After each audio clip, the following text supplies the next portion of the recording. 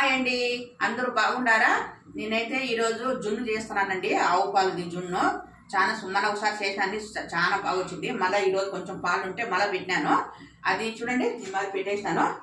అది రెడీ అయిందో లేదో చూద్దాం. స్టవ్ బంద్ చేసేసి తీసేద్దాము. చేసి చూడండి,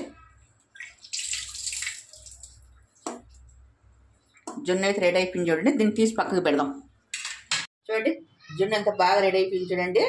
ఇది వేడిగా తిన్నా బాగుంటుంది, ఫ్రిడ్జ్లో పెట్టుకొని తిన్నా బాగుంటుంది. చూడండి ఎంత పర్ఫెక్ట్గా వచ్చిందో.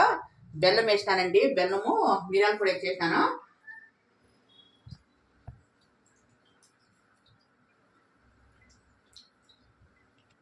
సూపర్ కుదిరిందండి జున్ను.